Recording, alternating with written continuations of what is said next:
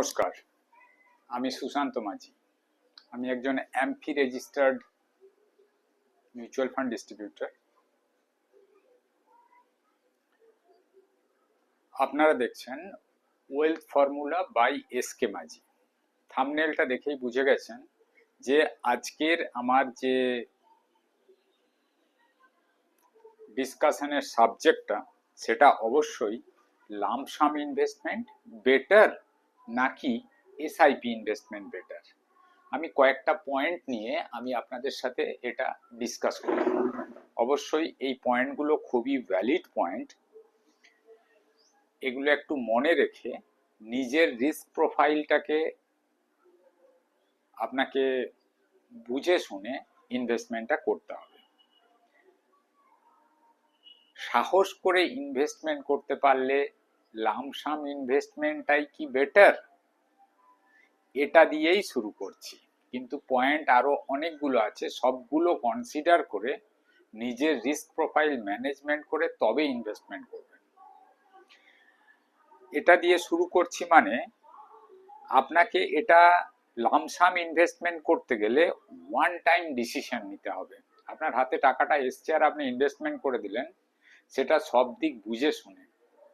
যদি আপনার সাহস থাকে, সাহস মানে কিসের সাহস? সাহস আর কিছুই না, আপনি ইনভেস্টমেন্ট করবেন সেটা একটু লং টার্ম ভিউ রাখবেন। কেউ মার্কেটকে টাইম করতে পারে না। মার্কেট কখন নিচে যাবে আর কখন উপরে যাবে এটা কেউ পারে না, যে যত বড়ই অ্যানালিস্ট হোক, মার্কেট অ্যানালিস্ট হোক। সেই জন্যে এখানে হায়ার রিস্ক থাকে। আর এখানে কোনো রুপি কস্ট এভারেজিং এর সুযোগ নেই, যেটা আপনার এসআইপি তে আছে।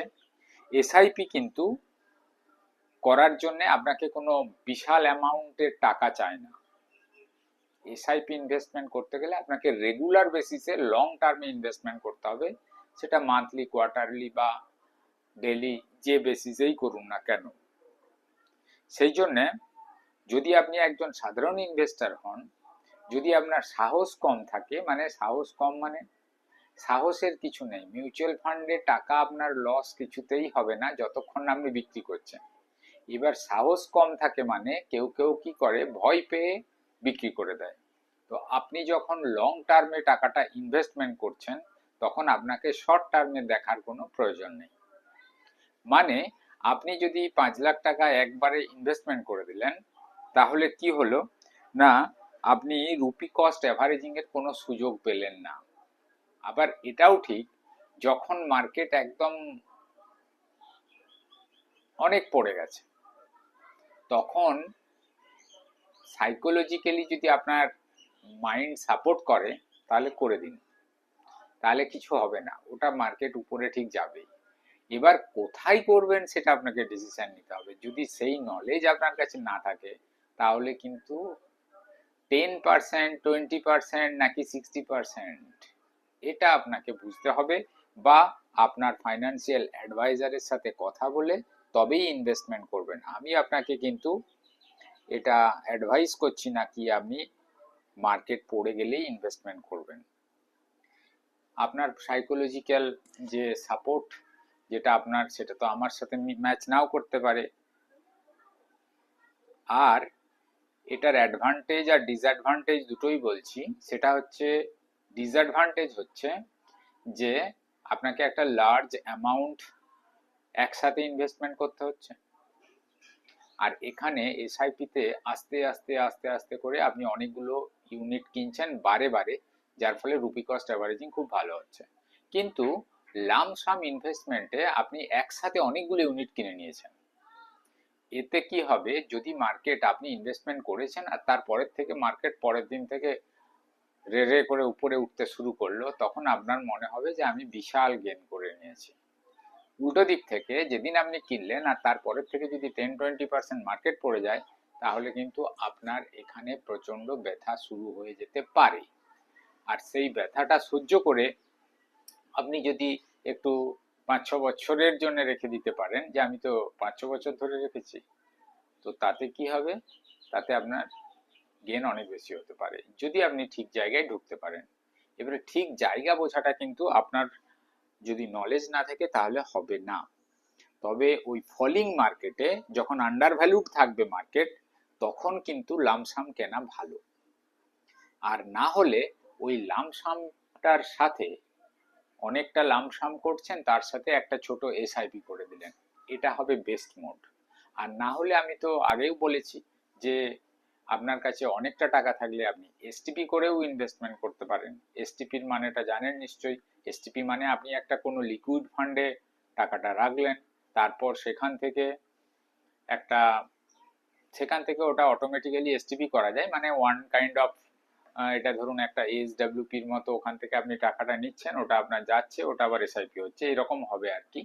কিন্তু ওটার জন্য আপনাকে আলাদা করে কিছু করতে হবে না। আপনি যদি এসটিপি মোডে করেন, ডাইরেক্ট ওখান থেকে বিক্রি হয়ে যাবে, সেখান থেকে আবার নতুন করে আপনার ইনভেস্টমেন্ট হবে কোনো রিস্কি বা কোনো ইকুইটি ফান্ডে, মিড ক্যাপ স্মল ক্যাপ ফান্ডে ইনভেস্টমেন্ট হয়ে যাবে। এটা বেস্ট অপশন। কিন্তু এই এসটিপি করাতেও আপনার কিছু অসুবিধা আছে। অসুবিধা মানে ট্যাক্সেশনের দিকটা, মানে যতবার আপনি বিক্রি করছেন ততবার কিন্তু আপনার প্রফিট বুকিং এর মতো জিনিসটা হচ্ছে, যার ফলে সেখানে যেটা লং টার্ম বা short term capital gain tax লাগে সেটা কিন্তু লেগে যাবে। সেই জন্যে যখন আপনি কোনো ফলিং মার্কেটে একটা লার্জ অ্যামাউন্ট আপনি ইনভেস্টমেন্ট করছেন, তখন সাথে একটা ছোট করে এসআইপি করে দিন। তাহলে দেখবেন আপনার ওই টাকাটা কিন্তু সেফ থাকবে। সেফ থাকবে মানে যখন আপনার টাকা তো সেফ সবসময়তেই থাকবে, কিন্তু আপনি যখন মার্কেট নিচে যাবে আপনার প্যানিকটা অনেক কম হবে। কেননা আপনার যেহেতু একটা এসআইপি করা আছে, আপনার মনে হবে যে আরে মার্কেট নিচে আসছে, এটা তো ভালো, আমি তো আরো বেশি ইউনিট কিনতে পারবো আমার এসআইপিটা দিয়ে, আর মার্কেট তো আলটিমেট উপরেই যাবে, যার ফলে আমি কিন্তু ভ্যালুয়েশন লং টার্মে বেশি পাবো। তবে শর্ট টার্মে লার্জ অ্যামাউন্ট ইনভেস্ট না করাই ভালো, এটা আমার সাজেশন। শর্ট টার্ম যদি আপনার ভিউ থাকে তাহলে কখনোই লার্জ মানে না করাই ভালো, মানে যেটা আপনার ওই ইকুইটি ফান্ডে না করাই ভালো। আপনি হাইব্রিড ফান্ডে করতেই পারেন, বা অন্য কোনো মাল্টি অ্যাসেট অ্যালোকেশনের মতো হাইব্রিড ফান্ড, এইসব ফান্ডে করতেই পারেন। কিন্তু যে কোনো ইনভেস্টমেন্ট ডিসিশন নেওয়ার আগে আপনার যে ফাইন্যান্সিয়াল অ্যাডভাইজার আছে তার সাথে কথা বলে নেবেন। আর আমার সাথে যদি করতে চান, আমার ওই যে হোয়াটসঅ্যাপ নাম্বার দেওয়া আছে ওখানে, বা চ্যানেলের ডেসক্রিপশনে গিয়ে দেখবেন ওখানে একটা লিঙ্ক দেওয়া আছে, ওই লিঙ্কটাতে ক্লিক করলে অটোমেটিক আপনার যে কোনো ডেটাটা আমার কাছে চলে আসবে, তখন আমি আপনার সাথে কন্ট্যাক্ট করে নিতে পারবো। ঠিক আছে? যাই হোক, ইনভেস্টমেন্টের ডিসিশন নেওয়ার আগে আপনি অবশ্যই আপনার ফাইন্যান্সিয়াল অ্যাডভাইজার, বা আমি যদি আপনার ফাইন্যান্সিয়াল অ্যাডভাইজার হই তো আমার সাথে কথা বলে তবেই করবেন। নিজে নিজে এরকম করতে যাওয়াটা ঠিক না, কেননা মার্কেটকে টাইম করা খুব মুশকিল। এই যে মাত্র কয়েকদিন আগে মার্কেট অনেকটা নিচে ছিল, সেই সময় যদি কেউ সাহস করে ঢুকে গেছে তাহলে আজকে সে অনেক প্রফিটে চলে আসছে, কেননা মার্কেট টানা 2-3 হাজার নিফটি গেইন করেছে। এবার জানি না আমি মার্কেট আরো নিচে যাবে কিনা, কিন্তু সে কিন্তু ঢুকে গেছে। এবার যদি ওটাতে একটা ছোট এসআইপি করে দেয় তাহলে কিন্তু ওর গেইন হবে। সেই জন্য সাহস থাকলে ফলিং মার্কেটে যখন অনেক পার্সেন্টেজ টপ থেকে অনেকটা নিচে চলে আসবে, তখন আপনি লং টার্ম মানে লামসাম ইনভেস্টমেন্ট করতেই পারেন। এই ভিডিওটা যদি ভালো লাগে তাহলে ভিডিওটাতে একটা লাইক করে দেবেন, আর চ্যানেলটা সাবস্ক্রাইব করে রাখবেন। এখানে আমি কিন্তু প্রচুর এডুকেশনাল ভিডিও দিই, যে ভিডিওগুলো আপনাকে আপনার যে ইনভেস্টমেন্ট জার্নি, আপনার যে ওয়েলথ ক্রিয়েশন জার্নি, এটাকে খুব স্মুথ করে দেবে। Thank you for watching the video. Please subscribe the channel.